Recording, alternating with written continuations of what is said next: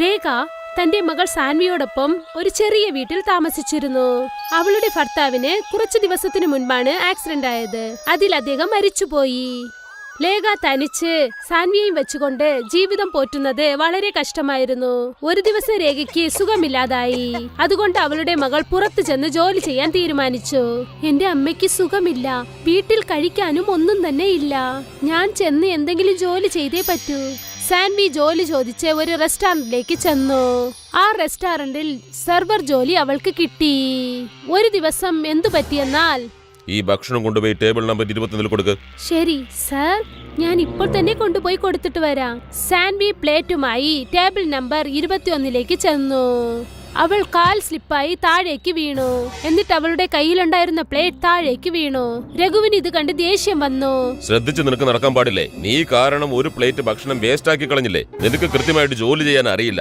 എല്ലാം നശിപ്പിച്ച് കളയാ നീ. ഇങ്ങനെ ആയാലും ഒന്നും ശരിയാവില്ല കേട്ടോ. നീ ഒരു കാര്യം ചെയ്തോടത്തോളം ജോലിയുടെ കാശ് വാങ്ങിക്കോ. എന്നിട്ട് വേറെ എവിടെയെങ്കിലും പോയി ജോലി നോക്ക്. നീ നിന്നെ ഇവിടെ ജോലിക്ക് വെക്കാൻ എനിക്ക് താല്പര്യമില്ല. എന്നും പ്ലേറ്റുകൾ നശിപ്പിക്കുക നീ. വേണ്ട വേണ്ട സാർ, എന്നെ ജോലിയെ വിട്ട് നിർത്തല്ലേ. എന്റെ അമ്മയ്ക്ക് സുഖമില്ലാത്തതാണ്. ഞാൻ അവർക്കായി ആഹാരം വാങ്ങിക്കൊണ്ടു പോകണം. ഞാൻ ഇനി ശ്രദ്ധിച്ച് ജോലി ചെയ്യാം. അതൊന്നും ശരിയാവില്ല. ഈ കാശ് വാങ്ങിക്കൊണ്ട് ഇവിടുന്ന് ഒഴിവായി പോ. നീ എന്റെ കച്ചവടം അങ്ങനെ നഷ്ടമാകുന്നത് എനിക്ക് നോക്കിയിരിക്കാൻ പറ്റില്ല. രഘു കുറച്ച് കാശ് നൽകി. എന്നിട്ട് അവളുടെ കഴുത്തിൽ പിടിച്ച് പുറത്തേക്ക് തള്ളി. ഷാൻവി വിഷമത്തോടെ അവിടെ നിന്നും പോയി. ഇത്ര കഷ്ടപ്പെട്ട് അമ്മയ്ക്ക് മരുന്ന് വാങ്ങാൻ ജോലി കിട്ടി. ഇപ്പോൾ ആ ജോലിയും നഷ്ടപ്പെട്ടിരിക്കുന്നു. ഇപ്പോൾ അമ്മയ്ക്ക് എങ്ങനെയാണ് ഞാൻ മരുന്ന് വാങ്ങുക? പിന്നെ വീട്ടിനെ എങ്ങനെ നയിക്കും? നല്ല വെയിലുണ്ടല്ലോ. ഇപ്പോൾ ഞാൻ എന്ത് ചെയ്യും? ഒന്നും തന്നെ എനിക്ക് മനസ്സിലാകുന്നില്ല. അവൾ ഇങ്ങനെ ആലോചിച്ചുകൊണ്ട് നടക്കുകയായിരുന്നു. വഴിയിൽ അവൾ ഒരു ഭിക്ഷക്കാരനെ കണ്ടു. അദ്ദേഹത്തിന്റെ കാലിൽ മുറിവുണ്ടായിരുന്നു. അദ്ദേഹം മുടന്തി നടന്നു വന്നു. എന്നിട്ട് അദ്ദേഹം സാൻവിയെ കണ്ട് അവളെ നിർത്തി. ഒന്ന് നിൽക്കുമോളെ. പറയൂ അപ്പൂപ്പ, ഞാൻ നിങ്ങളെ എങ്ങനെയാണ് സഹായിക്കേണ്ടത്? എനിക്ക് ആദ്യം തന്നെ ഒരുപാട് പ്രശ്നങ്ങളുണ്ട്. മോളെ, എനിക്ക് മറ്റൊന്നും വേണ്ട. എന്റെ കാൽ അല്പം മുറിഞ്ഞിട്ടുണ്ട്. ഇത് മാറ്റാൻ വേണ്ടി മരുന്ന് എന്റെ ഇടിച്ചിറങ്ങിയതാ. എന്റെ കയ്യിൽ കാശൊന്നുമില്ല. മോൾക്ക് പറ്റുമെങ്കിൽ എനിക്ക് എന്തെങ്കിലും തന്ന് സഹായിക്ക്. എന്റെ കയ്യിൽ വേറെ ഒന്നും തന്നെ ഇല്ല അപ്പൂപ്പ. ഈ കുറച്ച് കാശാണ് കിട്ടിയത്. ഇതുകൊണ്ട് ഞാൻ വീട്ടിലേക്ക് ആഹാരം വാങ്ങിക്കൊണ്ടാണ് തീരുമാനിച്ചേ. കുഴപ്പമില്ല അപ്പൂപ്പ, ഇത് നിങ്ങൾക്കാണ് ഇപ്പോൾ അത്യാവശ്യം. നോക്കൂ, മുറിവിൽ നിന്നും രക്തം വരുന്നു. ഇതാ കാശ്. ഈ കാശ് ഉപയോഗിച്ച് നിങ്ങളുടെ മുറിവിന് മരുന്ന് വാങ്ങിയിടൂ. സാൻവിക്ക് കിട്ടിയ കാശ് മൊത്തം അവൾ ആ ഭിക്ഷക്കാരന് നൽകി. അതുകൊണ്ട് അപ്പൂപ്പൻ ഒരുപാട് സന്തോഷിച്ചു. എന്നിട്ട് അവളെ സന്തോഷത്തോടെ വാഴ്ത്തി. നിങ്ങൾക്ക് ഭക്ഷണം വാങ്ങാനുള്ള പൈസ മുഴുവൻ നീ എനിക്ക് തന്നല്ലോ മോളെ. നീ നല്ല മനസ്സുള്ള കുട്ടിയാ. തിരിച്ചു തരാൻ എന്റെ കയ്യിൽ ഒന്നുമില്ല. ഈ ഭക്ഷണപാത്രം മാത്രമേ ഉള്ളൂ. അത് നിനക്ക് തരാം ഞാൻ. അപ്പൂപ്പ, ഈ ഭക്ഷണപാത്രം വെച്ച് ഞാൻ എന്ത് ചെയ്യാനാ? ഇതിൽ ആഹാരം ഒന്നും തന്നെ ഇല്ല. ഇത് ഉപയോഗിച്ച് ഞാൻ എന്ത് ചെയ്യാനാ വേറെ? അത് നിനക്ക് വീട്ടിൽ ചെല്ലുമ്പോ മനസ്സിലാകും. ഇത് പ്രത്യുപകാരമായി കാണണം. ഇത് വീട്ടിൽ ചെന്ന് തുറന്നു നോക്കാവൂ നീ. സാൻവി ആ ഭിക്ഷക്കാരന്റെ കയ്യിൽ നിന്നും ആ ടിഫിൻ ബോക്സ് വാങ്ങി. എന്നിട്ട് അവൾ വീട്ടിനെ നോക്കി പോയി. വീട്ടിൽ ചെന്നതും അവൾ ആ ടിഫിൻ ബോക്സ് തുറന്നു നോക്കി. ആ ബോക്സിൽ ഒരു വടാപാവ് ഉണ്ടായിരുന്നു. അത് കണ്ടപ്പോൾ അവൾക്ക് ഒരുപാട് സന്തോഷം തോന്നി. എന്തോ കഴിക്കാൻ കിട്ടിയല്ലോ. അല്ല, ഇത് വളരെ നല്ല വിഷയമാണല്ലോ. ഈ ടിഫിൻ ബോക്സിൽ ഒരു വടപാവുണ്ട്. ഇന്നത്തെ ഭക്ഷണ പ്രശ്നം തീർന്നു. ഒരു വടപാവേ ഉള്ളൂ. ശരി, ഇതിൽ പാതി ഞാൻ എന്റെ അമ്മയ്ക്ക് നൽകാം. പിന്നെ ബാക്കി ഞാൻ കഴിക്കാം. സാൻവി ആ ടിഫിൻ ബോക്സ് വീണ്ടും ഓപ്പൺ ചെയ്തു നോക്കിയപ്പോൾ അതിൽ വീണ്ടും ഒരു വടപാവ് ഉണ്ടായിരുന്നു. അല്ല, എന്താ ഇത്? ഇതിൽ നിന്ന് ഇപ്പോഴാണല്ലോ ഞാൻ വടപാവ് എടുത്തത്. വീണ്ടും ഇതിനകത്ത് എങ്ങനെയാണ് ഇത് വന്നത്? ഒരു പക്ഷേ ടിഫിൻ ബോക്സിൽ 2 വടപാവ് ഉണ്ടായിരിക്കും. ഞാൻ അത് ശ്രദ്ധിച്ചു കാണില്ല. സാൻവി വീണ്ടും കുറച്ചു സമയത്തിന് ശേഷം ആ ടിഫിൻ ബോക്സ് തുറന്നു നോക്കി. ആ ടിഫിൻ ബോക്സിനകത്ത് വീണ്ടും ഒരു വടപാവ് ഉണ്ടായിരുന്നു. സാൻവി ഈ വടപാവ് കണ്ടപ്പോൾ ഒരുപാട് അതിശയിച്ചു പോയി. എന്നിട്ട് അവൾ നടന്നതൊക്കെ അമ്മയോട് പറഞ്ഞു. അമ്മേ, ഇത് കണ്ടോ? ഞാൻ എത്ര പ്രാവശ്യം ഈ ടിഫിൻ ബോക്സ് തുറന്നാലും ഇതിനകത്തൊരു വടപാവ് ഉണ്ടായിരിക്കുന്നു. ഇതെങ്ങനെയമ്മേ സംഭവിക്കും? അല്ല, സത്യമാണല്ലോ.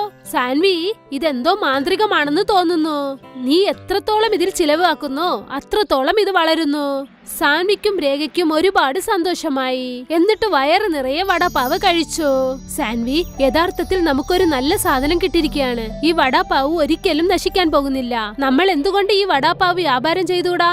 അത് ഉപയോഗിച്ച് നമ്മുടെ എല്ലാ കാര്യങ്ങളും നടക്കും. അതെ അമ്മേ, നിങ്ങൾ പറഞ്ഞത് ശരിയാണ്. ഇത്രയും വടപാവ് വെച്ച് നമ്മൾ എന്തു ചെയ്യാനാണ്? നമ്മൾ എന്തുകൊണ്ട് ഇത് മറ്റുള്ളവർക്കും നൽകാൻ പാടില്ല? ഇപ്പോൾ അവർ രണ്ടുപേരും കൂടെ ആ വടപ്പാവ് എല്ലാവർക്കും നൽകാൻ തുടങ്ങി. അതിനുശേഷം അവരൊരു വടാപ്പാവ് കടയും തുടങ്ങി. അതുകൊണ്ട് കിട്ടുന്ന കാശുകൊണ്ട് അവർ അവരുടെ കുടുംബവും നോക്കി മറ്റുള്ളവരെ സഹായിക്കുകയും ചെയ്തു. കണ്ടോ സാൻവി, നമ്മുടെ ദിവസങ്ങൾ എങ്ങനെ മാറിയെന്ന്. ഈ വടാപ്പാവ് കാരണം നമ്മളൊരു നല്ല നിലയിലെത്തി. ഇന്ന് നമ്മുടെ കയ്യിൽ വലിയ വീടുണ്ട്, വണ്ടിയുണ്ട്, നമുക്ക് എല്ലാ സൗകര്യങ്ങളും ഉണ്ട്. ഇനി മുതൽ നമുക്ക് യാതൊരു കഷ്ടവുമില്ല. അപ്പോഴാണ് അവിടേക്ക് ഒരാൾ വേഗത്തിൽ ഓടി വന്നത്. അപ്പോൾ അദ്ദേഹത്തോട് സാൻവി ചോദിച്ചു, എന്തിനാണ് നിങ്ങൾ ഇത്ര വേഗതയോടെ ഓടി വരുന്നേ? എന്തു പറ്റി? അതോ, ഈ ഗ്രാമത്തിൽ ഒരു ചിറയുണ്ടായിരുന്നില്ലേ, അത് പൊട്ടിപ്പോകാറായി. ഗ്രാമത്തിലെ എല്ലാവരോടും അവിടുന്ന് ഒഴിഞ്ഞു പോകാൻ പറഞ്ഞിരിക്കുക. ഒരു പക്ഷെ ആ ചിറ പൊട്ടിപ്പോയാൽ ഈ ഗ്രാമം മൊത്തം വെള്ളത്തിൽ മുങ്ങിപ്പോകും. മോളെ പൊയ്ക്കോ, വേഗം ഇവിടുന്ന് നിങ്ങളും രക്ഷപ്പെട്ടോളൂ, അല്ലെങ്കിൽ നിങ്ങളും വെള്ളത്തിലാവും. അല്ല, ഇദ്ദേഹം പറയുന്നത് കേട്ടാൽ വലിയ പ്രശ്നമാണെന്ന് തോന്നുന്നു. ഈ ഗ്രാമമേ ആപത്തിലാണ്. വാ സാൻവി, നമുക്ക് അടുത്ത ഗ്രാമത്തിലേക്ക് പോകാം. ഇല്ലമ്മേ, നിങ്ങൾ സമാധാനിക്കൂ. ഈ പ്രശ്നം ഈ വടപ്പാവ് കൊണ്ട് പരിഹരിക്കാം. എനിക്കിതിന്റെ പുറത്ത് വലിയ വിശ്വാസമാണ്. ഇത് നമ്മുടെ ദിവസങ്ങളെ എത്ര ശരിയാക്കി. അതുകൊണ്ട് ഈ കഷ്ടവും ഇത് തീർച്ചയായും പരിഹരിക്കും. സാൻവി ആ മാന്ത്രിക വടപ്പാവുമായി ആ ഡാമിനടുത്തേക്ക് ചെന്നു. എന്നിട്ട് അതിനോട് പറഞ്ഞു, മാന്ത്രിക വടപ്പാവേ, നീ ഞങ്ങളെ ഒരുപാട് സഹായിച്ചിട്ടുണ്ട്. ഇപ്പോൾ ഈ ഗ്രാമത്തിന് നിന്റെ സഹായം ആവശ്യമാണ്. എന്തെങ്കിലും ചെയ്ത് ഈ ഡാം ഉടയാതെ രക്ഷിക്കൂ. എന്തെങ്കിലും ചെയ്ത് ഇതിലെ വെള്ളം പുറത്തേക്ക് വരാതെ നോക്കിക്കോ. പോകൂ വടാപ്പാ. ആ വടാപ്പാവ് പറന്ന് ആ ഡാമിനെ നോക്കി ചെന്നു. തന്റെ രൂപം അത് വലുതാക്കി. അതുകൊണ്ട് ആ ഡാം ഉടയുന്നതിൽ നിന്ന് രക്ഷപ്പെട്ടു. എന്നിട്ട് വെള്ളത്തിന്റെ വേഗത ഗ്രാമത്തിനകത്ത് ചെല്ലാതെ അവിടെ തന്നെ സ്തംഭിച്ചുപോയി. ഇതെല്ലാം തന്നെ ഗ്രാമത്തിലെ ജനങ്ങൾ ശ്രദ്ധിച്ചുകൊണ്ടിരുന്നു. അതുകൊണ്ട് എല്ലാവരും സാൻവിക്ക് തന്റെ നന്ദി പറഞ്ഞ് അവളെ വാഴ്ത്തി. സാൻവി, നീ യഥാർത്ഥത്തിൽ ചെയ്തത് നല്ല കാര്യമാണ്. ഈ വെള്ളത്തിൽ നിന്നും നമ്മുടെ ഗ്രാമത്തിനെ നീ രക്ഷിച്ചിരിക്കുന്നു. ഞങ്ങൾ എല്ലാരും നിന്നെ കുറിച്ച് ഓർത്ത് ബഹുമാനിക്കുന്നു. ഗ്രാമത്തിലെ ജനങ്ങളൊക്കെ സാൻവിയെ പുകഴ്ത്തി. ഇപ്പോൾ സാൻവിയും രേഖയും ആ മാന്ത്രിക വടപ്പാവിന്റെ ഉപയോഗം കൊണ്ട് എല്ലാരെയും സഹായിച്ച് അവരുടെ ജീവിതം നല്ല രീതിയിൽ നടത്തി. രേഖ തന്റെ മകൾ സാൻവിയോടൊപ്പം ഒരു ചെറിയ വീട്ടിൽ താമസിച്ചിരുന്നു. അവളുടെ ഭർത്താവിന് കുറച്ചു ദിവസത്തിനു മുൻപാണ് ആക്സിഡന്റ് ആയത്. അതിൽ അദ്ദേഹം മരിച്ചുപോയി. ലേഖ തനിച്ച് സാൻവിയെയും വെച്ചുകൊണ്ട് ജീവിതം പോറ്റുന്നത് വളരെ കഷ്ടമായിരുന്നു. ഒരു ദിവസം രേഖയ്ക്ക് സുഖമില്ലാതായി. അതുകൊണ്ട് അവളുടെ മകൾ പുറത്തു ചെന്ന് ജോലി ചെയ്യാൻ തീരുമാനിച്ചു. എന്റെ അമ്മയ്ക്ക് സുഖമില്ല, വീട്ടിൽ കഴിക്കാനും ഒന്നും തന്നെ ഇല്ല. ഞാൻ ചെന്ന് എന്തെങ്കിലും ജോലി ചെയ്തേ പറ്റൂ. സാൻവി ജോലി ചോദിച്ച് ഒരു റെസ്റ്റോറന്റിലേക്ക് ചെന്നു. ആ റെസ്റ്റോറന്റിൽ സെർവർ ജോലി അവൾക്ക് കിട്ടി. ഒരു ദിവസം എന്തു പറ്റിയെന്നാൽ, ഈ ഭക്ഷണം കൊണ്ടുപോയി ടേബിൾ നമ്പർ 21 കൊടുക്ക്. ശരി സർ, ഞാൻ ഇപ്പോൾ തന്നെ കൊണ്ടുപോയി കൊടുത്തിട്ട് വരാം. സാൻവി പ്ലേറ്റുമായി ടേബിൾ നമ്പർ 21ലേക്ക് ചെന്നു. അവൾ കാൽ സ്ലിപ്പായി താഴേക്ക് വീണു. എന്നിട്ട് അവളുടെ കയ്യിലുണ്ടായിരുന്ന പ്ലേറ്റ് താഴേക്ക് വീണു. രഘുവിന് ഇത് കണ്ട് ദേഷ്യം വന്നു. ശ്രദ്ധിച്ച് നിനക്ക് നടക്കാൻ പാടില്ലേ? നീ കാരണം ഒരു പ്ലേറ്റ് ഭക്ഷണം വേസ്റ്റ് ആക്കി കളഞ്ഞില്ലേ? നിനക്ക് കൃത്യമായിട്ട് ജോലി ചെയ്യാൻ അറിയില്ല. എല്ലാം നശിപ്പിച്ച് കളയാ നീ. ഇങ്ങനെ ആയാലും ഒന്നും ശരിയാവില്ല കേട്ടോ. നീ ഒരു കാര്യം ചെയ്തോടത്തോളം ജോലിയുടെ കാശ് വാങ്ങിക്കോ. എന്നിട്ട് വേറെ എവിടെയെങ്കിലും പോയി ജോലി നോക്ക്. നീ നിന്നെ ഇവിടെ ജോലിക്ക് വെക്കാൻ എനിക്ക് താല്പര്യമില്ല. എന്നും പ്ലേറ്റുകൾ നശിപ്പിക്കുക നീ. വേണ്ട വേണ്ട സാർ, എന്നെ ജോലി വിട്ട് നിർത്തല്ലേ. എന്റെ അമ്മയ്ക്ക് സുഖമില്ലാത്തതാണ്. ഞാൻ അവർക്കായി ആഹാരം വാങ്ങിക്കൊണ്ടു പോകണം. ഞാൻ ഇനി ശ്രദ്ധിച്ച് ജോലി ചെയ്യാം. അതൊന്നും ശരിയാവില്ല. ഈ കാശ് വാങ്ങിക്കൊണ്ട് ഇവിടുന്ന് ഒഴിവായി പോ. നീ എന്റെ കച്ചവടം അങ്ങനെ നഷ്ടമാകുന്നത് എനിക്ക് നോക്കിയിരിക്കാൻ പറ്റില്ല. രഘു കുറച്ച് കാശ് നൽകി. എന്നിട്ട് അവളുടെ കഴുത്തിൽ പിടിച്ച് പുറത്തേക്ക് തള്ളി. ഷാൻവി വിഷമത്തോടെ അവിടെ നിന്നും പോയി. ഇത്ര കഷ്ടപ്പെട്ട് അമ്മയ്ക്ക് മരുന്ന് വാങ്ങാൻ ജോലി കിട്ടി. ഇപ്പോൾ ആ ജോലിയും നഷ്ടപ്പെട്ടിരിക്കുന്നു. ഇപ്പോൾ അമ്മയ്ക്ക് എങ്ങനെയാണ് ഞാൻ മരുന്ന് വാങ്ങുക? പിന്നെ വീട്ടിനെ എങ്ങനെ നയിക്കും? നല്ല വെയിലുണ്ടല്ലോ. ഇപ്പോൾ ഞാൻ എന്ത് ചെയ്യും? ഒന്നും തന്നെ എനിക്ക് മനസ്സിലാകുന്നില്ല. അവൾ ഇങ്ങനെ ആലോചിച്ചുകൊണ്ട് നടക്കുകയായിരുന്നു. വഴിയിൽ അവൾ ഒരു ഭിക്ഷക്കാരനെ കണ്ടു. അദ്ദേഹത്തിന്റെ കാലിൽ മുറിവുണ്ടായിരുന്നു. അദ്ദേഹം മുടന്തി നടന്നു വന്നു. എന്നിട്ട് അദ്ദേഹം സാൻവിയെ കണ്ട് അവളെ നിർത്തി. ഒന്ന് നിൽക്കുവോളെ. പറയൂ അപ്പൂപ്പ, ഞാൻ നിങ്ങളെ എങ്ങനെയാണ് സഹായിക്കേണ്ടത്? എനിക്ക് ആദ്യം തന്നെ ഒരുപാട് പ്രശ്നങ്ങളുണ്ട്. മോളെ, എനിക്ക് മറ്റൊന്നും വേണ്ട. എന്റെ കാൽ അല്പം മുറിഞ്ഞിട്ടുണ്ട്. ഇത് മാറ്റാൻ വേണ്ടി മരുന്ന് എന്റെ ഇടിച്ചിറങ്ങിയതാ. എന്റെ കയ്യിൽ കാശൊന്നുമില്ല. മോൾക്ക് പറ്റുമെങ്കിൽ എനിക്ക് എന്തെങ്കിലും തന്ന് സഹായിക്ക്. എന്റെ കയ്യിൽ വേറെ ഒന്നും തന്നെ ഇല്ല അപ്പൂപ്പ. ഈ കുറച്ചു കാശാണ് കിട്ടിയത്. ഇതുകൊണ്ട് ഞാൻ വീട്ടിലേക്ക് ആഹാരം വാങ്ങിക്കൊണ്ടാണ് തീരുമാനിച്ചേ. കുഴപ്പമില്ല അപ്പൂപ്പ, ഇത് നിങ്ങൾക്കാണ് ഇപ്പോൾ അത്യാവശ്യം. നോക്കൂ, മുറിവിൽ നിന്നും രക്തം വരുന്നു. ഇതാ കാശ്. ഈ കാശ് ഉപയോഗിച്ച് നിങ്ങളുടെ മുറിവിന് മരുന്ന് വാങ്ങിയിടൂ. സാൻവിക്ക് കിട്ടിയ കാശ് മൊത്തം അവൾ ആ ഭിക്ഷക്കാരന് നൽകി. അതുകൊണ്ട് അപ്പൂപ്പൻ ഒരുപാട് സന്തോഷിച്ചു. എന്നിട്ട് അവളെ സന്തോഷത്തോടെ വാഴ്ത്തി. നിങ്ങൾക്ക് ഭക്ഷണം വാങ്ങാനുള്ള കഴിക്കാനുള്ള പൈസ മുഴുവൻ നീ എനിക്ക് തന്നല്ലോ മോളെ. നീ നല്ല മനസ്സുള്ള കുട്ടിയാ. തിരിച്ചു തരാൻ എന്റെ കയ്യിൽ ഒന്നുമില്ല. ഈ ഭക്ഷണപാത്രം മാത്രമേ ഉള്ളൂ. അത് നിനക്ക് തരാം ഞാൻ. അപ്പുപ്പാ, ഈ ഭക്ഷണപാത്രം വെച്ച് ഞാൻ എന്ത് ചെയ്യാനാ? ഇതിൽ ആഹാരം ഒന്നും തന്നെ ഇല്ല. ഇത് ഉപയോഗിച്ച് ഞാൻ എന്ത് ചെയ്യാനാ വേറെ? അത് നിനക്ക് വീട്ടിൽ ചെല്ലുമ്പോ മനസ്സിലാകും. ഇത് പ്രത്യുപകാരമായി കാണണം. ഇത് വീട്ടിൽ ചെന്ന് തുറന്നു നോക്കാവൂ നീ. സാൻവി ആ ഭിക്ഷക്കാരന്റെ കയ്യിൽ നിന്നും ആ ടിഫിൻ ബോക്സ് വാങ്ങി. എന്നിട്ട് അവൾ വീട്ടിനെ നോക്കി പോയി. വീട്ടിൽ ചെന്നതും അവൾ ആ ടിഫിൻ ബോക്സ് തുറന്നു നോക്കി. ആ ബോക്സിൽ ഒരു വടാപാവ് ഉണ്ടായിരുന്നു. അത് കണ്ടപ്പോൾ അവൾക്ക് ഒരുപാട് സന്തോഷം തോന്നി. എന്തോ കഴിക്കാൻ കിട്ടിയല്ലോ. അല്ല, ഇത് വളരെ നല്ല വിഷയമാണല്ലോ. ഈ ടിഫിൻ ബോക്സിൽ ഒരു വടപാവുണ്ട്. ഇന്നത്തെ ഭക്ഷണ പ്രശ്നം തീർന്നു. ഒരു വടപാവേ ഉള്ളൂ. ശരി, ഇതിൽ പാതി ഞാൻ എന്റെ അമ്മയ്ക്ക് നൽകാം. പിന്നെ ബാക്കി ഞാൻ കഴിക്കാം. സാൻവി ആ ടിഫിൻ ബോക്സ് വീണ്ടും ഓപ്പൺ ചെയ്തു നോക്കിയപ്പോൾ അതിൽ വീണ്ടും ഒരു വടപാവ് ഉണ്ടായിരുന്നു. അല്ല, എന്താ ഇത്? ഇതിൽ നിന്ന് ഇപ്പോഴാണല്ലോ ഞാൻ വടപാവ് എടുത്തത്. വീണ്ടും ഇതിനകത്ത് എങ്ങനെയാണ് ഇത് വന്നത്? ഒരു പക്ഷേ ടിഫിൻ ബോക്സിൽ 2 വടപാവ് ഉണ്ടായിരിക്കും. ഞാൻ അത് ശ്രദ്ധിച്ചു കാണില്ല. സാൻവി വീണ്ടും കുറച്ചു സമയത്തിന് ശേഷം ആ ടിഫിൻ ബോക്സ് തുറന്നു നോക്കി. ആ ടിഫിൻ ബോക്സിനകത്ത് വീണ്ടും ഒരു വടപാവ് ഉണ്ടായിരുന്നു. സാൻവി ഈ വടപാവ് കണ്ടപ്പോൾ ഒരുപാട് അതിശയിച്ചു പോയി. എന്നിട്ട് അവൾ നടന്നതൊക്കെ അമ്മയോട് പറഞ്ഞു. അമ്മേ, ഇത് കണ്ടോ? ഞാൻ എത്ര പ്രാവശ്യം ഈ ടിഫിൻ ബോക്സ് തുറന്നാലും ഇതിനകത്തൊരു വടപാവ് ഉണ്ടായിരിക്കുന്നു. ഇതെങ്ങനെയമ്മേ സംഭവിക്കും? അല്ല, സത്യമാണല്ലോ. സാൻവി, ഇതെന്തോ മാന്ത്രികമാണെന്ന് തോന്നുന്നു. നീ എത്രത്തോളം ഇതിൽ ചിലവാക്കുന്നോ അത്രത്തോളം ഇത് വളരുന്നു. സാൻവിക്കും രേഖയ്ക്കും ഒരുപാട് സന്തോഷമായി. എന്നിട്ട് വയറ് നിറയെ വടപാവ് കഴിച്ചു. സാൻവി, യഥാർത്ഥത്തിൽ നമുക്കൊരു നല്ല സാധനം കിട്ടിയിരിക്കുകയാണ്. ഈ വടപാവ് ഒരിക്കലും നശിക്കാൻ പോകുന്നില്ല. നമ്മൾ എന്തുകൊണ്ട് ഈ വടപാവ് വ്യാപാരം ചെയ്തുകൂടാ? അത് ഉപയോഗിച്ച് നമ്മുടെ എല്ലാ കാര്യങ്ങളും നടക്കും. അതെ അമ്മേ, നിങ്ങൾ പറഞ്ഞത് ശരിയാണ്. ഇത്രയും വടപാവ് വെച്ച് നമ്മൾ എന്തു ചെയ്യാനാണ്? നമ്മൾ എന്തുകൊണ്ട് ഇത് മറ്റുള്ളവർക്കും നൽകാൻ പാടില്ല? ഇപ്പോൾ അവർ രണ്ടുപേരും കൂടെ ആ വടപാവ് എല്ലാവർക്കും നൽകാൻ തുടങ്ങി. അതിനുശേഷം അവർ ഒരു വടപാവ് കടയും തുടങ്ങി. അതുകൊണ്ട് കിട്ടുന്ന കാശുകൊണ്ട് അവർ അവരുടെ കുടുംബവും നോക്കി മറ്റുള്ളവരെ സഹായിക്കുകയും ചെയ്തു. കണ്ടോ സാൻവി, നമ്മുടെ ദിവസങ്ങൾ എങ്ങനെ മാറിയെന്ന്? ഈ വടാപാവ് കാരണം നമ്മളൊരു നല്ല നിലയിലെത്തി. ഇന്ന് നമ്മുടെ കയ്യിൽ വലിയ വീടുണ്ട്, വണ്ടിയുണ്ട്, നമുക്ക് എല്ലാ സൗകര്യങ്ങളും ഉണ്ട്. ഇനി മുതൽ നമുക്ക് യാതൊരു കഷ്ടവും ഇല്ല.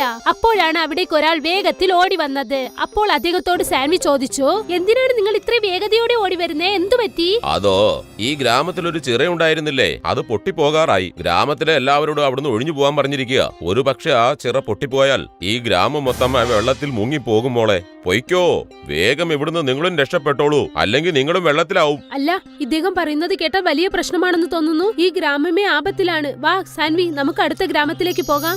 ഇല്ലമ്മേ, നിങ്ങൾ സമാധാനിക്കൂ. ഈ പ്രശ്നം ഈ വടപാവ് കൊണ്ട് പരിഹരിക്കാം. എനിക്കിതിന്റെ പുറത്ത് വലിയ വിശ്വാസമാണ്. ഇത് നമ്മുടെ ദിവസങ്ങളെ എത്ര ശരിയാക്കി. അതുകൊണ്ട് ഈ കഷ്ടവും ഇത് തീർച്ചയായും പരിഹരിക്കും. സാൻവി ആ മാന്ത്രിക വടപ്പാവുമായി ആ ഡാമിനടുത്തേക്ക് ചെന്നു. എന്നിട്ട് അതിനോട് പറഞ്ഞു, മാന്ത്രിക വടപ്പാവേ, നീ ഞങ്ങളെ ഒരുപാട് സഹായിച്ചിട്ടുണ്ട്. ഇപ്പോൾ ഈ ഗ്രാമത്തിന് നിന്റെ സഹായം ആവശ്യമാണ്. എന്തെങ്കിലും ചെയ്ത് ഈ ഡാം ഉടയാതെ രക്ഷിക്കൂ. എന്തെങ്കിലും ചെയ്ത് ഇതിലെ വെള്ളം പുറത്തേക്ക് വരാതെ നോക്കിക്കോ. പോകൂ വടാപ്പാ. ആ വടാപ്പാവ് പറന്ന് ആ ഡാമിനെ നോക്കി ചെന്നു. തന്റെ രൂപം അത് വലുതാക്കി. അതുകൊണ്ട് ആ ഡാം ഉടയുന്നതിൽ നിന്ന് രക്ഷപ്പെട്ടു. എന്നിട്ട് വെള്ളത്തിന്റെ വേഗത ഗ്രാമത്തിനകത്ത് ചെല്ലാതെ അവിടെ തന്നെ സ്തംഭിച്ചുപോയി. ഇതെല്ലാം തന്നെ ഗ്രാമത്തിലെ ജനങ്ങൾ ശ്രദ്ധിച്ചുകൊണ്ടിരുന്നു. അതുകൊണ്ട് എല്ലാവരും സാൻവിക്ക് തന്റെ നന്ദി പറഞ്ഞ് അവളെ വാഴ്ത്തി. സാൻവി, നീ യഥാർത്ഥത്തിൽ ചെയ്തത് നല്ല കാര്യമാണ്. ഈ വെള്ളത്തിൽ നിന്നും നമ്മുടെ ഗ്രാമത്തിനെ നീ രക്ഷിച്ചിരിക്കുന്നു. ഞങ്ങൾ എല്ലാരും നിന്നെ കുറിച്ച് ഓർത്ത് ബഹുമാനിക്കുന്നു. ഗ്രാമത്തിലെ ജനങ്ങളൊക്കെ സാൻവിയെ പുകഴ്ത്തി. ഇപ്പോൾ സാൻവിയും രേഖയും ആ മാന്ത്രിക വടപാവിന്റെ ഉപയോഗം കൊണ്ട് എല്ലാരെയും സഹായിച്ച് അവരുടെ ജീവിതം നല്ല രീതിയിൽ നടത്തി. കമലാപുരം എന്നൊരു ഗ്രാമമുണ്ടായിരുന്നു. അവിടെ ലക്ഷ്മൺ തന്റെ മകൾ റീമയോടൊപ്പമാണ് ജീവിക്കുന്നത്.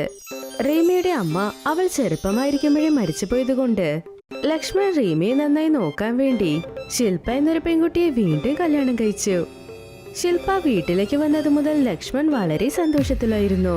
റീമയ്ക്ക് ഒരു അമ്മയുടെ സ്നേഹം കിട്ടുമെന്നും അദ്ദേഹം കരുതി.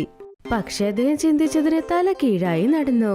ശില്പ റീമയെ കൊണ്ട് വീട്ടുപണികളെല്ലാം ചെയ്യിപ്പിച്ചുകൊണ്ടിരുന്നു. പാത്രം കഴുകുന്നത്, തുണി അലക്കുന്നത്, പിന്നെ കയ്യും കാലം അമർത്താനും പറഞ്ഞു. റീമയെ തനിക്ക് സേവനങ്ങൾ ചെയ്യുന്ന പണിക്കാരിയായാണ് നോക്കിയത്. എല്ലാ പണികളും റീമയെ കൊണ്ടാണ് ചെയ്യിപ്പിച്ചതും. പക്ഷെ ലക്ഷ്മണന് ശില്പ ചെയ്യുന്നതൊന്നും അറിയില്ലായിരുന്നു. ഇനി ഉറങ്ങുകയാണോടി മഹാറാണി? എത്ര പണികളുണ്ട്, എഴുന്നേക്ക്. ദിവസം മുഴുവനും ഭാരമായി വീട്ടിൽ തന്നെയുണ്ട്, പക്ഷെ കുറച്ചുപോലും പണികൾ ചെയ്യുന്നേയില്ല. രാവിലെ എഴുന്നേറ്റതും ഓരോന്ന് പറയണ്ട. ഞാൻ ദിവസം മുഴുവൻ വെറുതെ ഇരിക്കുകയാണെങ്കിൽ ഈ വീട്ടുപണിയൊക്കെ ആരാ ചെയ്യുന്നത്? ആഹാ, നീ നന്നായി സംസാരിക്കാനൊക്കെ പഠിച്ചല്ലോടി. നിൽക്ക്, നിന്റെ അച്ഛൻ വരട്ടെ, എല്ലാ കാര്യവും ഞാൻ അദ്ദേഹത്തിനോട് പറഞ്ഞോളാം. നിങ്ങൾ പറഞ്ഞോളൂ, എനിക്ക് അദ്ദേഹത്തെ ഒരു പേടിയുമില്ല. ഞാൻ എല്ലാ സത്യം തുറന്നു പറയും. ഞാൻ ആർക്കും കുറഞ്ഞവളുമല്ല. ആദ്യം അദ്ദേഹം വരട്ടെ, എന്നിട്ട് നീ കാണ്. ഞാൻ നിങ്ങളെ പറ്റി ഒരുപാട് കംപ്ലൈന്റ് ചെയ്യും. നിങ്ങൾ ഒരു പണിയും ചെയ്യാതെ ജോളിയായി മൊബൈലാ നോക്കുന്നതെന്ന് പറയും. എല്ലാവരുടെ ക്ഷമയ്ക്കും ഒരതിരുണ്ട്. നിങ്ങൾ ദിവസം മുഴുവൻ വിശ്രമിച്ചു കൊണ്ടേയിരിക്കും.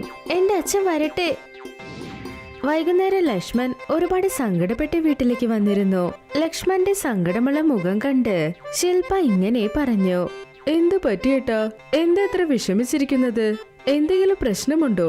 നിങ്ങൾ ആരെങ്കിലും എന്തെങ്കിലും പറഞ്ഞോ? റീമ, എന്തെങ്കിലും കഴിക്കാനും കുടിക്കാൻ കുറച്ച് വെള്ളം എടുത്തുകൊണ്ടുവാ. അയ്യോ, ഞാൻ എന്തു പറയാനാ? ആരും എന്നോട് ഒന്നും പറഞ്ഞില്ല. എന്നാൽ ഓണർ വന്ന് എന്നെ ജോലിയിൽ നിന്ന് പുറത്താക്കി. ഞങ്ങളുടെ കമ്പനിയും അടച്ചുപൂട്ടാൻ പോകുക. എല്ലാ കമ്പനിയും ലോസിൽ പോയിക്കൊണ്ടിരിക്കുവല്ലേ. അതുകൊണ്ട് ഓണറിന് വലിയ നഷ്ടമാണത്രേ. അതുകൊണ്ട് അദ്ദേഹം ഒരുപാട് വർഷങ്ങളായി ജോലി നോക്കുന്നില്ലേ, അവരെ ജോലിയിൽ നിന്നും പുറത്താക്കി. നിങ്ങൾ എന്താ പറയുന്നത്? നിങ്ങൾ ആ സ്ഥലത്ത് ഒരുപാട് വർഷമായി പണി ചെയ്യുന്നതല്ലേ? ഇപ്പൊ നിങ്ങൾക്ക് ജോലിയില്ലെങ്കിൽ നമ്മൾ എങ്ങനെ കഴിക്കുക? അയ്യോ ദൈവമേ. മോളും ഇപ്പോൾ വളർന്നുകൊണ്ടേയിരിക്കുന്നു. അവളുടെ കല്യാണത്തിന് കുറച്ച് പണവും കൂട്ടി വെച്ചിട്ടുണ്ട്. അത് നമുക്ക് ഉപയോഗിച്ച് എന്തെങ്കിലും കച്ചവടം ചെയ്യാം. അച്ഛാ, നമുക്ക് എന്തുകൊണ്ട് വടാപ്പാവ് കച്ചവടം ചെയ്തുകൂടാ? ഈ കച്ചവടം വളരെ നന്നായി നടക്കും. ഈ വടാപ്പാവ് കച്ചവടം കുറച്ച് പൈസ കൊണ്ട് ഒരുപാട് ലാഭം സമ്പാദിക്കാം അച്ഛാ. പിന്നെ ജനങ്ങൾക്ക് കുറച്ച് പൈസ കൊണ്ട് വയറും നിറയും അച്ഛാ. അതുപോലെ വടാപ്പാവിന്റെ വില കുറവായത് കൊണ്ട് ജനങ്ങളും ഒരുപാട് വാങ്ങി കഴിക്കും അച്ഛാ. ബിസിനസ്സിൽ എന്താ ഉള്ളത്? നിങ്ങൾ വേറെ എന്തെങ്കിലും ജോലി അന്വേഷിക്കൂ. ഒരു കാര്യം പറഞ്ഞതാ, വടാപ്പാവ് കച്ചവടാണത്രേ. പോയി നിന്റെ പണി ചെയ്യേ. ഇല്ല, റീമ പറയുന്നത് ശരിയാണ്. വടാപാവ് കച്ചവടം വളരെ നന്നായി മുൻപോട്ട് പോകും. ഞാൻ ഇപ്പോൾ തന്നെ അതിനുവേണ്ടി എന്തെങ്കിലും ചെയ്യാം. അതെ അച്ഛാ, നിങ്ങൾക്ക് ഈ കച്ചവടത്തിൽ ആര് സഹായം ചെയ്താലും ചെയ്തില്ലെങ്കിലും ഞാൻ തീർച്ചയായും ചെയ്യും. ആര് ചെയ്താലും ചെയ്തില്ലെങ്കിലെന്നോ? നീ എന്താ ഉദ്ദേശിക്കുന്നേ? ഞാൻ എന്റെ ഭർത്താവിനെ തീർച്ചയായും സഹായിക്കും. നിങ്ങൾ എങ്ങനെ സഹായിക്കുന്നതെന്ന് എനിക്ക് നന്നായി അറിയാം. എല്ലാ പണികളും എന്നെ കൊണ്ട് തന്നെ ചെയ്യിപ്പിക്കും. എനിക്ക് നന്നായി അറിയാം. റീമ പറഞ്ഞതുപോലെ ലക്ഷ്മൺ വടാപ്പാവ് കച്ചവടമാണ് തുടങ്ങിയത്. അവിടെ ശില്പ റീമയെ കൊണ്ടാണ് പണികൾ എടുപ്പിച്ചത്. കസ്റ്റമേഴ്സിന് വടാപ്പാവ് കൊടുക്കുന്നത് മുതൽ വലിയ വലിയ പാത്രങ്ങൾ കഴുകുന്നവരെ എല്ലാം റീമയാണ് ചെയ്തത്. പക്ഷേ ശില്പ മഹാറാണിയെ പോലെയാണ് അവിടെ ഇരുന്നത്. അങ്ങനെ ഒരു മാസം കഴിഞ്ഞു. ലക്ഷ്മൺ എങ്ങനെയെങ്കിലും റീമയെ സ്കൂളിൽ ചേർക്കണമെന്ന് ആഗ്രഹിച്ചു. പക്ഷെ ശില്പ ഇങ്ങനെ പറഞ്ഞു, സ്കൂളിന്റെ ആവശ്യമൊന്നുമില്ല ഇപ്പോ. നമുക്ക് ഇനിയൊരു വടാപ്പാവ് തള്ളുവണ്ടി വെക്കണം. റീമയ്ക്ക് അടുത്ത വർഷവും പഠിച്ചൂടെ? പിന്നെ നിങ്ങൾ അവളോട് ഒരുപാട് സ്നേഹം കാണിക്കുന്നുണ്ടെന്ന് തോന്നുന്നു. നമുക്കൊരു കുഞ്ഞ് വന്നിരുന്നെങ്കിൽ നിങ്ങൾ ഈ സ്നേഹമൊക്കെ കാണിക്കുമായിരുന്നോ? അയ്യോ, എനിക്കറിയാം. എല്ലാ ജോലിയും ചെയ്യുന്നത് എന്റെ പൊന്നു മോളാണെന്ന്. എല്ലാ ജോലിയും നീ അവളോട് ചെയ്യാൻ പറയുക. ഈ കടയുടെ ലക്ഷ്മി ഇവൾ തന്നെയാ, ഇവൾ മാത്രമാ. അവളെല്ലാം ചെയ്യുന്നെങ്കിൽ പിന്നെ ഞാൻ എന്താ ചെയ്യുന്നത്? ഞാൻ നിങ്ങൾക്ക് ഭാരമാണല്ലേ? ആ കട എന്റെയാണ്. ഞാനാണ് എല്ലാം ചെയ്ത് ഈ അവസ്ഥയിലേക്ക് കൊണ്ടുവന്നത്. അതുകൊണ്ട് ഈ വടാപ്പാവ് കട നിങ്ങൾ എനിക്ക് തന്നേ പറ്റൂ. അത് കഴിഞ്ഞ് നിങ്ങൾ എന്റെ ഒപ്പമാണോ അതോ നിങ്ങളുടെ മകളുടെ ഒപ്പമാണോ എന്ന് തീരുമാനിക്കൂ. ശില്പയ്ക്ക് ലക്ഷ്മണനും ഇടയ്ക്ക് വലിയ ബഹളം തന്നെ നടന്നു. ലക്ഷ്മൺ തന്റെ മകൾ റീമയോടൊപ്പം തന്നെ ഇരുന്നു. മറ്റൊരു ഭാഗത്ത് ശില്പ തന്റെ വീട്ടിൽ നിന്ന് അനിയനെ വിളിച്ചുകൊണ്ട് ആ പഴയ കച്ചവടം അവൾ ഒറ്റയ്ക്ക് ചെയ്യാനായി തുടങ്ങി. പക്ഷെ ആ കട റീമ കാരണമാണ് നടന്നുകൊണ്ടിരുന്നത്. അതുകൊണ്ട് ശില്പയുടെ കടയ്ക്ക് വളരെ കുറഞ്ഞ കസ്റ്റമേഴ്സേ വന്നുള്ളൂ. പക്ഷെ ലക്ഷ്മണ റീമയും ഒറ്റയ്ക്കായതുപോലെ തോന്നി. അത് മാത്രമല്ലാതെ ഇപ്പൊ ലക്ഷ്മണന് വേറെ പണിയുമില്ലായിരുന്നു. പൊന്നുമോളെ, മാസങ്ങൾക്ക് മുൻപ് ഞാൻ എങ്ങനെയായിരുന്നു അങ്ങനെ തന്നെയായി. വീണ്ടും എനിക്കൊരു ജോലി അന്വേഷിച്ചേ പറ്റൂ. ശില്പ നമ്മുടെ കയ്യിൽ നിന്നും കട പിടിച്ചു വാങ്ങി. അവളുടെ അനിയനെ വിളിച്ച് അവനോടൊപ്പം കച്ചവടം ചെയ്ത് നമ്മളെ തനിച്ച് അനാഥയാക്കി മാറ്റി. നിങ്ങൾ വിഷമിക്കണ്ട അച്ഛാ. നമുക്ക് എന്തുകൊണ്ട് തലകീഴായ വടാപ്പാവ് വിറ്റൂടാ? അതും ഒരു പുതിയ കടയിൽ. ഉൾട്ടാ വടാപ്പാവോ? ഉൾട്ടാ വടാപ്പാവ് അതെങ്ങനെയാ? ഇത് പുതിയ തരം വടാപ്പാവാണ്. ഇതിൽ പാവിനകത്ത് ഉരുളക്കിഴങ്ങ് സ്റ്റഫ് ചെയ്യും അച്ഛാ. പിന്നെ ഇത് കടലമാവിൽ ഡിപ്പ് ചെയ്ത് ഫ്രൈയും ചെയ്യണം. ഇതേ കാര്യം ഞാൻ അമ്മയോട് പറഞ്ഞിരുന്നു. പക്ഷെ അമ്മ ഇത് ചെയ്യണ്ടെന്ന് പറഞ്ഞതാ. അതുകൊണ്ട് നമ്മുടെ പുതിയ കടയിൽ ഇത് ചെയ്യാമെന്ന് ഞാൻ വിചാരിക്കുന്നു അച്ഛാ. എനിക്ക് നിന്നിൽ വിശ്വാസമുണ്ട്. ഇപ്പോൾ തന്നെ അതിനുവേണ്ടി ഞാൻ തയ്യാറെടുക്കാം. നാളെ രാവിലെ അതങ്ങ് തുടങ്ങാം. അപ്പൊ ഞാനും ഈ കാര്യത്തിൽ നിങ്ങളെ ഒരുപാട് സഹായിക്കും. എനിക്ക് ഒരുപാട് സന്തോഷമായി അച്ഛാ. നമ്മുടെ ഈ കച്ചവടം വളരെ നന്നായി നടക്കുമെന്ന് തോന്നുന്നു. പിന്നെ എന്താ, ജനങ്ങൾ തലകീഴായ വടാപ്പാവിനെ കുറിച്ച് കേട്ടിട്ടേ ഇല്ലായിരുന്നു. റീമ എങ്ങനെ തലകീഴായ വടാപ്പാവ് കച്ചവടം തുടങ്ങിയെന്ന് അവരെല്ലാവരും അറിഞ്ഞതും ആ തലകീഴായ വടാപ്പാവ് കഴിക്കാനായി എല്ലാ കസ്റ്റമേഴ്സ് റീമയുടെ കടയിലേക്കാണ് വന്നത്. അവരുടെ കച്ചവടം ആദ്യ ദിവസം മുതലേ നന്നായി നടന്നു. മറ്റൊരു ഭാഗത്ത് ശില്പിയുടെ കടയിൽ നിന്ന് ഒരാൾ പോലും വടാപ്പാവ് വാങ്ങാൻ വന്നില്ല. ആ റീമ മോളെ, ഞങ്ങൾക്കും ഒരു ഉൾട്ടാ വടാപ്പാവ് താ മോളെ. ഞങ്ങളും ഒന്ന് കഴിച്ചു നോക്കട്ടെ. ശരി, ഇതാ കൊണ്ടുവരാം.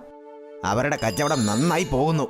നമ്മുടെ കടയുടെ അവസ്ഥ ഇങ്ങനെയാണെങ്കിൽ വീണ്ടും ഞാനങ്ങ് വീട്ടിലേക്ക് പോകും. ഇവിടെ ഈച്ച അടിക്കുന്നതിന് പകരം വീട്ടിൽ ചുമ്മാതെ ഇരിക്കാം. പക്ഷെ നിനക്കെന്നെ ഒറ്റയ്ക്കാക്കിട്ട് പോകാൻ എങ്ങനെ തോന്നുന്നതെടാ? ഇതാണോ നീ എന്റെ അനിയതായതിന്റെ കടമ? ശില്പയുടെ കച്ചവടം ശരിക്കും നടക്കാത്തത് കൊണ്ട് സിദ്ധാർത്ഥ് തിരിച്ചവന്റെ വീട്ടിലേക്ക് പോയി. അതുകൊണ്ട് ശില്പ ഇപ്പൊ ഒറ്റയ്ക്കായി. ഇപ്പൊ അവൾക്ക് വീടുമില്ല, കച്ചവടവുമില്ല. ഇപ്പൊ അനിയനും ഒറ്റയ്ക്കാക്കിട്ട് പോയി. പക്ഷെ അപ്പുറത്തേറിയും ഒരു നല്ല സ്കൂളിലേക്ക് പോയിക്കൊണ്ടിരുന്നു. പിന്നെ അവളുടെ തലക്കീഴായ വടാപ്പാവ് കച്ചവടം നന്നായി നടന്നു. വളരെ ദൂരെ നിന്ന് പോലും ജനങ്ങൾ വന്ന് അവളുടെ തലകീഴായ വടാപ്പാവ് കഴിച്ചുകൊണ്ടിരുന്നു. അച്ഛാ, അമ്മ ഇപ്പൊ ഒറ്റയ്ക്കായി പോയില്ലേ? അവർ തീർച്ചയായും അവരുടെ തെറ്റ് മനസ്സിലാക്കിയിട്ടുണ്ടാകും. നമുക്കവരെ തിരിച്ചു കൊണ്ടുവരാം അച്ഛാ. അതുകൊണ്ട് നമ്മുടെ കുടുംബം വീണ്ടും ഒന്നിക്കും. റീമ പറഞ്ഞത് കേട്ട് ലക്ഷ്മൺ ശില്പയോട് ക്ഷമിച്ചു. പിന്നെ അവളെ വീട്ടിലേക്കും കൊണ്ടുവന്നു. എന്റെ ഓമന മകളാ നീ. ഞാൻ എപ്പോഴും നിന്നെ വഴക്ക് പറയും, ഒരുപാട് പണികളും ചെയ്യിപ്പിച്ചു. പക്ഷേ നീ എന്നെ ഇത്രയധികം സ്നേഹിക്കുന്നു. എനിക്കിപ്പോ ഒരുപാട് സങ്കടമാകുന്നു. നിനക്ക് പറ്റുമെങ്കിൽ എന്നോട് ക്ഷമിക്കും മോളെ. നമ്മുടെ വീടിന്റെ ശരിക്കുമുള്ള ലക്ഷ്മി ദേവി നീയാണ്. നിങ്ങൾ ഇങ്ങനെ ക്ഷമ ചോദിച്ചെന്നെ കഷ്ടപ്പെടുത്തുന്നു അമ്മേ. എന്തായാലും ഞാൻ നിങ്ങളുടെ മകളല്ലേ. ഇത് ആഘോഷിക്കാനായി നമുക്കൊരു മത്സരം നടത്താം. തലകീഴായ വടാപ്പാവ് ആരാണ് അധികം കഴിക്കുന്നതെന്ന് കാണാം. നിന്നേക്കാൾ കൂടുതൽ തലകീഴായ വടാപ്പാവ് കഴിക്കാൻ ഞാൻ എന്തായാലും ശ്രമിക്കാം. ഇനി നിങ്ങൾ നോക്കിക്കൊണ്ടേ നിൽക്കൂ. ഞങ്ങൾ അമ്മയും മകളെ രണ്ടുപേരും ചേർന്ന് ഈ നഗരത്തിലുള്ള കച്ചവടങ്ങളെക്കാൾ വളരെ നന്നായി കച്ചവടം ചെയ്യും. അതിനുവേണ്ടി ഞാനും റെഡിയാണ്. എന്റെ ഓമന, ഇനി നിനക്ക് ഞാൻ ഗിഫ്റ്റ് മാത്രമേ തരൂ. നിന്നെ കൊണ്ട് ഒരു പണിയും ഞാൻ ഇനി എടുപ്പിക്കില്ല.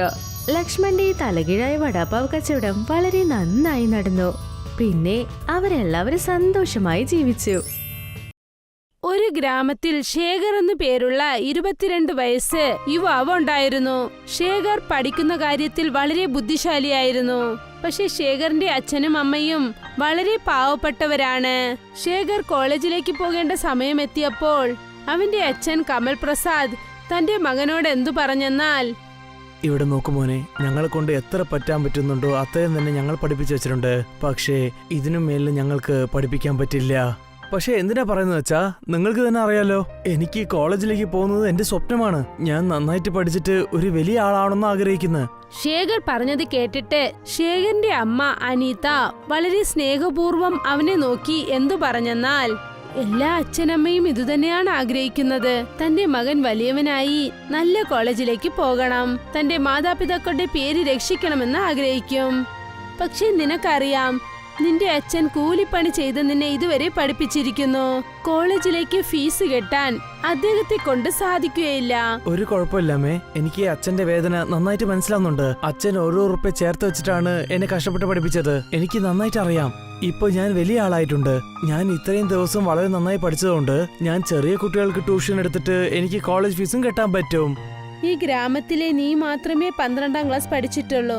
ഇല്ലെങ്കിൽ നിനക്ക് തന്നെ അറിയാം, നമ്മുടെ ഗ്രാമത്തലവൻ യാതൊരു അച്ഛനമ്മയെയും അവരുടെ മക്കൾ പഠിക്കുന്നത് അദ്ദേഹത്തിന് ഇഷ്ടമല്ല എന്ന്. ഈ ഗ്രാമത്തിലെ ഏതൊരു അച്ഛനമ്മയും തന്റെ മക്കളെ പഠിപ്പിക്കണമെന്ന് കരുതിയാൽ തന്നെ ആ തലവൻ അവരുടെ കാതുകളിൽ എന്തെങ്കിലും അനാവശ്യം പറയും. നിന്റെ അമ്മ പറയുന്നത് വളരെ ശരി തന്നെയാണ്.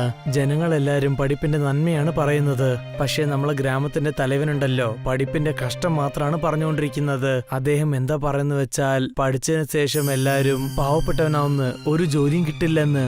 ജോലി തേടിയിട്ട് കഷ്ടപ്പെടുമെന്നാണ് പറയുന്നത്. പിന്നെ പഠിച്ച ആൾക്കാര് കഷ്ടപ്പെട്ട് ജോലി ചെയ്യുന്നത് ഇഷ്ടമല്ല എന്ന് പറയും. മോനെ, നീ ഇനി മുതൽ നിന്റെ അച്ഛനെ കുറച്ച് ജോലിയിൽ സഹായിക്കണമെന്ന് ഞാൻ ആഗ്രഹിക്കുന്നു. നിങ്ങളുടെ അച്ഛന്റെ പ്രായവും കൂടിക്കൊണ്ടേ വരുന്നു. നിങ്ങൾ എന്താ വിചാരിക്കുന്നമ്മേ? അച്ഛൻ വന്നിട്ട് വിശ്രമിക്കണമെന്ന് എനിക്ക് ആഗ്രഹമില്ലേ? ഇപ്പൊ നിങ്ങൾ തന്നെ പറയും, ഞാൻ എന്താ ചെയ്യേണ്ടത്? ഞാനും അച്ഛനെ പോലെ തന്നെ ഒരു കൂലി ജോലി ചെയ്യണോ? ഇല്ല അമ്മേ, ഞാൻ വേറെ എന്തെങ്കിലും വ്യത്യാസമായിട്ട് ചെയ്യണമെന്ന് വിചാരിക്കുന്നത്. ഇങ്ങനെ പറഞ്ഞിട്ട് ശേഖർ അവിടെ നിന്നും പോയി. കമലാപ്രസാദ് തന്റെ ഭാര്യയെ നോക്കി എന്തു പറഞ്ഞെന്നാൽ, ഒരു കുഴപ്പമില്ല, അവൻ എന്തെങ്കിലും വ്യത്യാസമായിട്ട് ചെയ്യണമെന്ന് ആഗ്രഹിക്കുന്നു. ഇതിൽ തെറ്റെന്താ ഉള്ളത്? എന്റെ മനസ്സെന്ത് പറയുന്ന വെച്ചാൽ എന്റെ മകൻ തീർച്ചയായിട്ടും നല്ലത് ചെയ്യുമെന്നാണ്. അടുത്ത ദിവസം ശേഖർ തന്റെ ബാഗ് പാക്ക് ചെയ്ത് സിറ്റിയിലേക്ക് പോകാൻ ഒരുങ്ങുകയായിരുന്നു. എവിടേക്ക് പോകുന്നു ശേഖർ? ഞാൻ സിറ്റിയിലേക്ക് പോവാണമ്മേ. സിറ്റിയിൽ എന്റെ ഫ്രണ്ട് നിതിൻ ഉണ്ടമ്മേ. ഞാൻ അവന്റെ കൂടെ ചേർന്ന് അവന്റെ റൂമിൽ തന്നെ താമസിച്ചോളാം. പിന്നെ അവിടെ എനിക്ക് ട്യൂഷൻ പറഞ്ഞു കൊടുക്കാൻ വേണ്ടി കുറെ കുട്ടികൾ അവിടെ ഉണ്ടാവും. നിങ്ങൾ ഒരു കാര്യത്തിന് വിഷമിക്കണ്ട. എല്ലാ കാര്യം ശരിയായതിനു ശേഷം എല്ലാ മാസം നിങ്ങൾക്ക് ഞാൻ മണി ഓർഡർ അയച്ചേക്കാം, പേടിക്കണ്ട. ഇങ്ങനെ പറഞ്ഞിട്ട് ശേഖർ വീട്ടിൽ നിന്നും തിരിച്ചുപോയി. ശേഖർ ബസ് സ്റ്റാൻഡിലേക്ക് എത്തിയതേയുള്ളൂ. അപ്പോഴാണ് ഗ്രാമത്തലവൻ നടന്ന് അവിടേക്ക് വന്നത്. അവിടെ വന്ന് ശേഖറെ നോക്കിയിട്ട് തലവൻ ശേഖറിനോട് കളിയാക്കുന്ന രീതിയിൽ എന്തു പറഞ്ഞെന്നാൽ, എന്താണ് കാര്യം ശേഖർ? എങ്ങോട്ടാണ് നീ പുറപ്പെട്ടു പോയിക്കൊണ്ടിരിക്കുന്നത്? ഞാൻ സിറ്റിയിലേക്ക് പോവാണ് മുതലാളി. ആ, എനിക്കും അറിയാം, നീ സിറ്റിയിലേക്ക് പോയിട്ട് കോളേജ് പഠിക്കണമെന്ന് ആഗ്രഹിക്കുന്നുണ്ടല്ലേ. ഇപ്പോഴുള്ള പിള്ളേർക്കൊക്കെ കുറച്ചും പോലെ അക്കരെയുള്ളത് ഒരു കാര്യവും ഇല്ല. അച്ഛൻ കൂലി ജോലി ചെയ്ത് വല്ലാതെ വയസ്സായി നിൽക്കുകയാണ്. നീ അവർക്ക് സഹായിക്കാണ്ടിരിക്കാണ്ട് നീ സിറ്റിയിൽ പോയിട്ട് ഊര് ചുറ്റാൻ പോവുകയാണോ? നിങ്ങൾ നിങ്ങളുടെ ജോലി നോക്കിക്കോളൂ മുതലാളി. നിങ്ങൾ എന്താ വിചാരിക്കുന്നത്? ഞാനും എന്റെ അച്ഛനെ പോലെ തന്നെ കൂലി ജോലി ചെയ്യുന്നതാണോ നിങ്ങൾ വിചാരിക്കുന്നത്? ഞാൻ എന്റെ വരുംകാല സന്തതിന് ഇത്രയും കഷ്ടപ്പാട് കൊടുക്കാൻ പാടില്ലെന്നാണ് ഞാൻ കരുതുന്നത്. ഇങ്ങനെ പറഞ്ഞിട്ട് ശേഖർ ബസ്സിൽ കയറി. പിന്നെ കുറച്ചു സമയത്തിനകം അവൻ സിറ്റിയിലേക്ക് ചെന്നു ചേർന്നു. സിറ്റിയിൽ അവൻ തന്റെ കൂട്ടുകാരൻ നിതിന്റെ അടുത്തേക്ക് ചെന്നു. പെട്ടെന്ന് അവനെ അവിടെ കണ്ടതും നിതിൻ ഷോക്കായി പോയി. എന്താണ് കാര്യം ശേഖർ? നീ എന്താ പെട്ടെന്ന് ഇവിടെ വന്നിരിക്കുന്നത്? ശേഖർ എല്ലാ കാര്യങ്ങളും നിതിനോട് പറഞ്ഞു. ഇതെന്തോ എനിക്ക് ശരിയില്ലെന്നാ തോന്നുന്നത്. പക്ഷെ എന്നെ കൊണ്ട് ഇപ്പൊ തന്നെ സഹായിക്കാൻ പറ്റില്ലല്ലോ. എന്റെ റൂം പാർട്ട്ണർ ഇന്നും 2 ദിവസത്തിലേക്ക് ഇങ്ങോട്ട് തിരിച്ചു വന്നേക്കും. ഒരു കുഴപ്പമില്ല, ഞാൻ ഇവിടുത്തെ തറയിൽ തന്നെ വിരിച്ചിട്ട് ഞാൻ കിടന്നോളാം. പിന്നെ നീയും നിന്റെ റൂം പാർട്ട്ണറും കോളേജിലേക്ക് നിങ്ങൾ പുറപ്പെട്ടു പോയേക്കും. ഞാൻ രാവിലെയും വൈകുന്നേരം കുട്ടികൾക്ക് ട്യൂഷൻ പറഞ്ഞു കൊടുക്കും. പിന്നെ നിന്റെ കൂടെ ചേർന്നിട്ട് ഞാൻ കോളേജിലേക്കും വരും. ഐ എം സോറി ശേഖർ, ഈ കാര്യം കേൾക്കാൻ വേണ്ടി വളരെ നന്നായിട്ടുണ്ടാവും. പക്ഷേ സത്യം എന്താണെന്ന് വെച്ചാൽ 3 പേരും ഒരേ മുറിയിൽ അഡ്ജസ്റ്റ് ചെയ്യാൻ പറ്റില്ല. നീ ഇവിടുന്ന് പോയാലേ നന്നായിട്ടുണ്ടാവുള്ളൂ. പിന്നെ എന്തായാലും നീ ഗ്രാമത്തിൽ നിന്റെ അച്ഛനമ്മേനെ വിട്ടിട്ട് ഇങ്ങോട്ട് വന്നത് അത് നന്നായിട്ടുണ്ടാവരാൻ തോന്നുന്നത്. പോയിട്ട് അവർ കൂടെ പോയിട്ട് കൂലി ജോലി നിൽക്ക്. ശേഖർ മുഖത്ത് സങ്കടത്തോടു കൂടി അവിടെ നിന്നും പോയി. പിന്നെ ഫുട്പാത്തിലിരുന്ന് ആലോചിക്കാൻ തുടങ്ങി. ഒരു പക്ഷേ ഗ്രാമത്തിലേക്ക് തിരിച്ചു പോയാൽ അവരെല്ലാരും ചേർന്ന് എന്നെ കളിയാക്കല്ലോ. ഇപ്പൊ ഞാൻ എന്താ ചെയ്യേണ്ടതെന്ന് എനിക്ക് ഒരു പിടിയില്ല. ഇപ്പൊ എങ്ങോട്ടാ പോവുക? ശേഖർ ഒരുപാട് സമയം വരെ ആഴ്ന്നു ചിന്തിക്കുകയായിരുന്നു. കുറച്ചു സമയത്തിന് ശേഷം ഒരു വയസ്സായ മുത്തശ്ശൻ ശേഖറിനോട് വന്ന് എന്തു പറഞ്ഞെന്നാൽ, ഞാൻ നിന്നെ കുറെ നേരമായിട്ട് നോക്കുന്നുണ്ട് മോനെ. നീ ഇങ്ങനെ ഫുട്പാത്തില് വല്ലാതെ ഇരിക്കുന്നുണ്ടല്ലോ. എന്തെങ്കിലും പ്രശ്നമുണ്ടെങ്കിൽ എന്നോടത്ത് പറയൂ. ശേഖറിന് ആ വയസ്സായ ആളെ കണ്ടതും അവന് തന്റെ അച്ഛനെ പോലെ തോന്നാൻ തുടങ്ങി. ശേഖർ എല്ലാ കാര്യങ്ങളും ആ വയസ്സനായ ആളോട് പറഞ്ഞു. അതായത് തന്റെ കൂട്ടുകാരൻ നിതിൻ എങ്ങനെ അവനെ അപമാനിച്ച റൂമിൽ നിന്നും പറഞ്ഞയച്ചു എന്ന്. നീ എന്താ മോനെ പഠിച്ചാൽ മാത്രമാണ് വലുതാവാൻ പറ്റുന്നത് വിചാരിക്കുന്നത്? ഇപ്പൊ ലോകം വല്ലാതെ മാറിയിട്ടുണ്ട്. നിങ്ങൾ എന്താ പറയുന്നത് എനിക്ക് മനസ്സിലാവുന്നില്ലല്ലോ. പഠിപ്പ് വളരെ ജീവിതത്തിൽ മുഖ്യമാണ് മോനെ. പക്ഷേ അതിനെക്കാട്ടും വലിയ കാര്യം എന്താണെന്ന് വെച്ചാൽ ഈ നാട്ടിലുള്ള വലിയ വലിയ ബിസിനസ്മാൻ, പിന്നെ വലിയ വലിയ കമ്പനീന്റെ മുതലാളിയൊക്കെ അവരൊക്കെ ജീവിതത്തിൽ വളരെ കുറവായിട്ടാണ് പഠിച്ചിരിക്കുന്നത്. എൻ്റെ അടുത്ത് ഒരു പിസ്സ കടയുണ്ട്. നിനക്ക് വേണമെങ്കിൽ നീ എൻ്റെ കടയിൽ വന്നിട്ട് എന്നെ ജോലി ചെയ്യൂ. പിന്നെ രാത്രി നിനക്ക് അവിടെ തന്നെ താമസിക്കാം. ഇങ്ങനെ ചെയ്തുകൊണ്ടിരുന്നാൽ പിന്നെ നിനക്ക് ഗ്രാമത്തിലേക്ക് തിരിച്ചു പോവണ്ട. ശേഖറിനെ ആ വയസ്സായ മനുഷ്യൻ പറഞ്ഞത് ഒരുപാട് ഇഷ്ടപ്പെട്ടു. ആ ദിവസത്തിനു ശേഷം ശേഖർ ആ വയസ്സായ മുത്തശ്ശന്റെ കടയിൽ ഡെലിവറി ബോയ് ജോലി ചെയ്യാൻ തുടങ്ങി. അവൻ ദിവസം മുഴുവൻ കഷ്ടപ്പെട്ട് പിസ്സ ഡെലിവറി ചെയ്യും. പിന്നെ രാത്രി സമയത്ത് ആ വയസ്സായ മുത്തശ്ശൻ കട മൂടിയിട്ട് പോയതിനു ശേഷം ശേഖർ അദ്ദേഹത്തിന്റെ കടയിൽ തന്നെ ഇരുന്ന് രാത്രി മുഴുവൻ പഠിക്കും. പതുക്കെ പതുക്കെ ശേഖറിനും മനസ്സിലാകാൻ തുടങ്ങി. അതായത് പഠിത്തവും വ്യാപാരവും രണ്ടും വേറെ വേറെ ആണെന്ന്. ഒരു ദിവസം ശേഖർ ആ വയസ്സനായ ആളോട് പറഞ്ഞു, ഞാൻ പിസ്സ ചെയ്യാൻ പഠിക്കാൻ ആഗ്രഹിക്കുകയാണ്. ആ തീർച്ചയായും മോനെ, ഇന്ന് തന്നെ നീ കിച്ചണിൽ പോയി പഠിച്ചോളൂ. ശേഖർ കുറച്ചു ദിവസത്തിൽ തന്നെ നന്നായിട്ട് പീസ ചെയ്യാൻ തുടങ്ങി. അവന്റെ കൈകൊണ്ട് ചെയ്ത ആ പീസ ജനങ്ങൾക്ക് ഒരുപാട് ഇഷ്ടപ്പെടാൻ തുടങ്ങി.